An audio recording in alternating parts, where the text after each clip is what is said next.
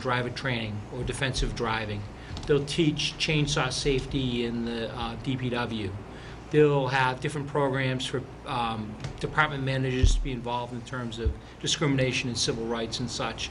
So just the participation in all those different programs results in a credit coming back to the town of the $36,290. Perfect. Thank you. How's with that fan on here? We can leave it on, but We can turn it down if you'd like. Say so. I'll speak louder. No. Any other questions about the insurance program? Eisenhower Pond Park, I've received several inquiries, and several other offices have received inquiries about Eisenhower Pond Park, the land takings that took place back in early 2005. You may have gotten calls on it. I've been coordinating a response. The board has a copy of the letter that I received along with my response that's in the supplemental packet. I'm not clear what the motivation is. All of the land takings are completed. All of the claims have been paid. There are no further pending appeals dealing with eminent domain.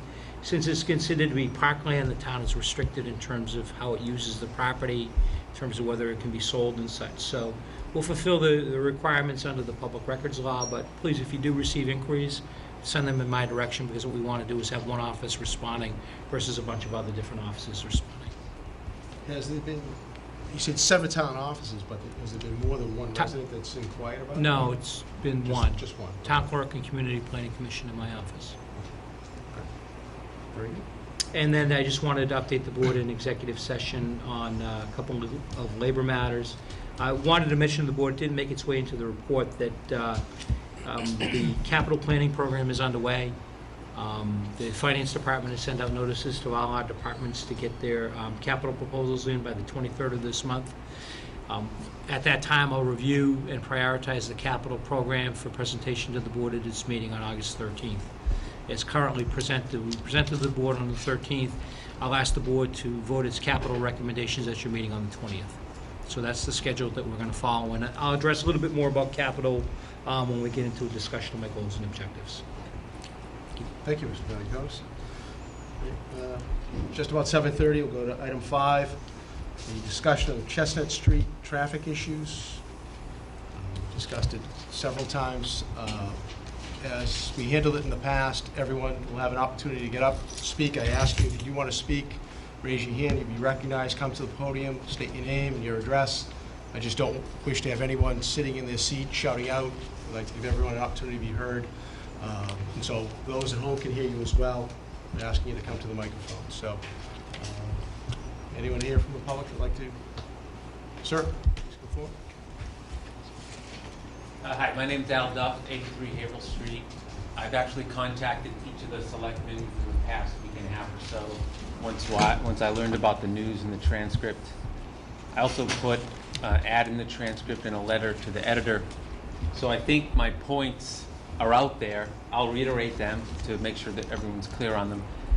My first issue is I don't feel the residents that are affected by this alternate route had their concerns weren't given the proper amount of consideration, and they weren't given the same type of representation that we think that residents of Chestnut Street were given. And we don't deserve preference over the residents of Chestnut Street. We just think things weren't necessarily equal in that regard, so that's my first issue. My second issue is that there's really a lot of traffic on Haverhill Street already. There's a lot of truck traffic, there's a lot of foot traffic, there's a lot of people on bicycles, a lot of people on motorcycles, a lot of cars, everything. So it's already a fairly heavily traveled road, probably outside of 28, the most heavily traveled road that we have in this town. So it's a question of fairness in terms of how much traffic do we want to funnel onto Haverhill Street. It's already taking its fair share of the burden, in my opinion. My third issue is really probably the most important, and that concerns safety. So I have 3 young children, all girls, aged 11, 9, and 7, go to school in the center of town at the Batch. We have other schools in the center of town. We have a gorgeous center of town. It's not the kind of town center where we want humongous trucks driving through constantly with the noise, with the danger, with the young truck drivers hot dogging it in these big trucks. Not too long ago, we had a guy in a 10-wheel dump overturn onto a Suburban, kill a woman and a couple of her kids. I don't recall where that was, but that was here in North Reading. So there's safety issues just out the wazoo with this proposal. We've got the center of town that has a tremendous amount of people going to and from the schools, to Ryers, to the library. I recently heard a new business might be locating into the location where Lou's Mobile formerly occupied. And I've heard this type of business characterized as one in which you would see a lot of foot traffic and a lot of vehicular traffic. We also have the new townhomes that are about to be built right off of Railroad Ave, right off Havel Street. So more residents there, more people walking to school. It's a congested area. Haverhill Street is a narrow street. The sidewalk is actually quite narrow. I walk it frequently, 4 or 5 times a week. I leave my home about 5:30, go out for a walk, come back, and even at that hour, there's a significant amount of traffic. There's no buffer between the sidewalk and the road, whereas in a lot of streets you might have a small strip of grass. Literally, the trucks are right on you. So definitely unsafe for children, not even sure if it's safe for adults. I'd actually go out on a limb and say we're fairly lucky that we haven't had any big accidents on that road. You start mixing pedestrians with people on bicycles, increasing the truck traffic. I don't think it's a bit of a stretch to come to the conclusion that we're just putting fuel to the fire, and we're going to end up having some type of catastrophe there that nobody here, and certainly not myself, wants any part of. So those are my points about the Haverhill Street truck exclusion, and I think it's not good enough for this town. This is a great town. I moved to North Reading because I wanted to, not because I felt I had to. I grew up in Stoneham. I didn't like the character of Stoneham. I love the character of North Reading. I love our town center. It's not like Reading. We don't have traffic 24/7 going through the town center. The town center in Reading is something you tend to want to avoid, right, unless you have to actually go there. The town center in North Reading is beautiful. I want to take my kids there. I want to go sledding there in the wintertime. I want to walk to Ryers and get an ice cream. We want to go to Ryers after school and get a snack. We want to walk to the library. A lot of times we take our bikes to the Center Cafe. We go and have pancakes there on the weekend. I mean, we want to do these things. We're engaged in the town center because we love it. And I think we risk destroying that character by routing all these 10-wheel dumps through there, these 18-wheelers. Some of them that can't even make the corner there from in front of Ryers. I just think we need to pause. We need to take more time to consider this. We need to engage in a traffic study. We need to evaluate the concerns of all the town residents, not just those on a single street, and we need to figure out a better solution.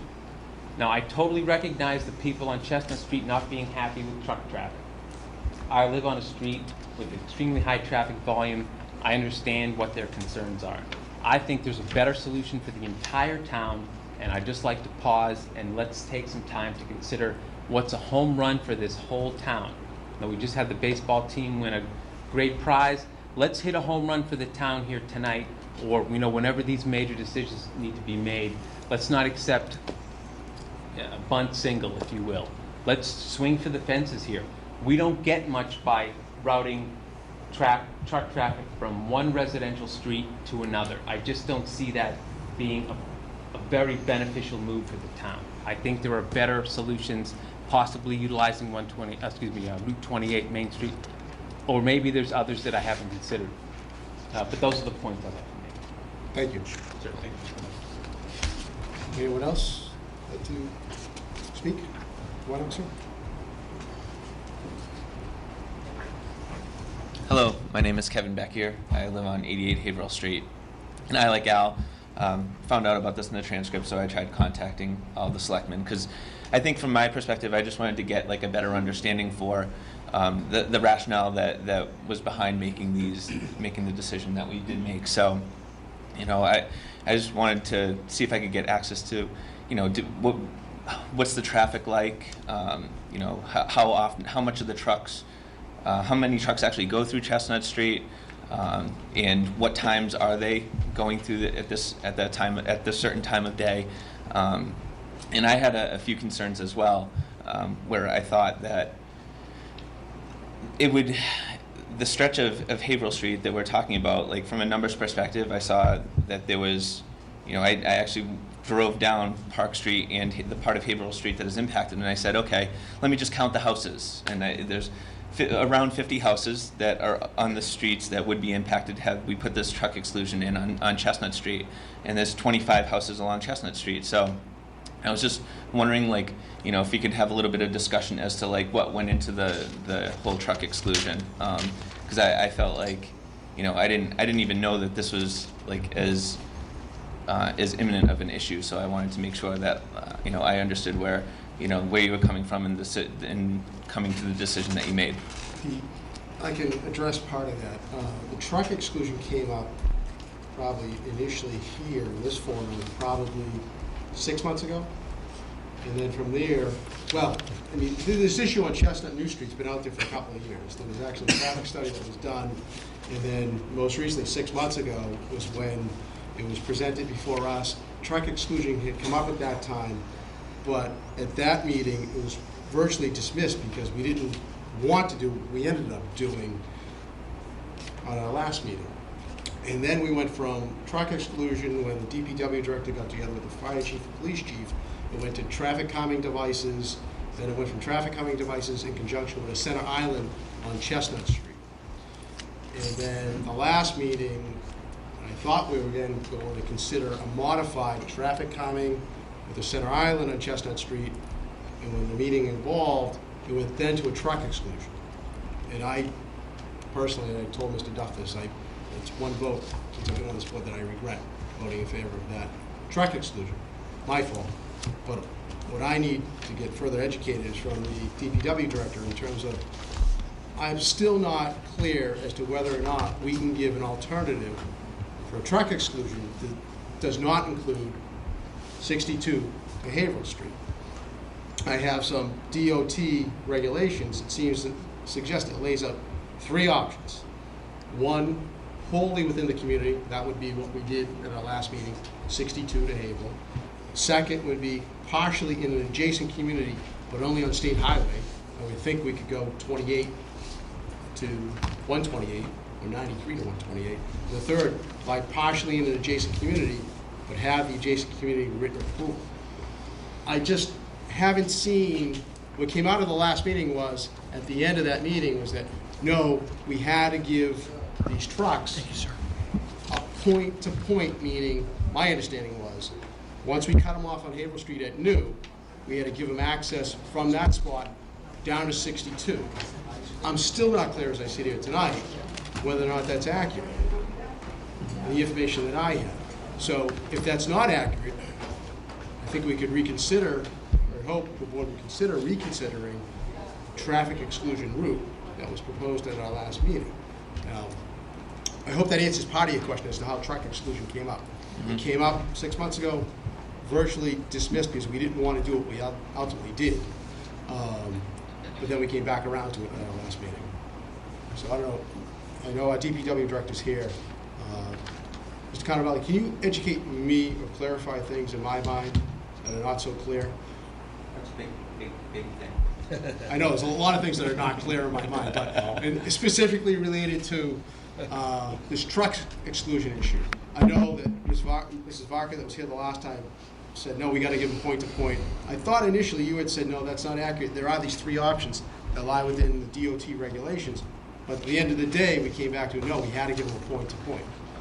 From discussions with consultants and the state, that they prefer it in community solution, which go from the point you say trucks can't go onto the point. So that route that we're talking about is the shortest practical route within the corporate boundaries of North Reading. But they prefer it, or that is the only alternative we can suggest? From what I've been told, it's the only feasible option for truck exclusion. I have it written out right here. Just, I'll let you speak in a moment. Has So- this and been to- shared with Dick? I just for purpose of acknowledgement, I passed out the DOT's heavy commercial vehicle exclusion. I actually spoke to Mass DOT, our engineers at Mass DOT this Is that morning. 11.9? This is the old. Just the older version, but go ahead. There's a new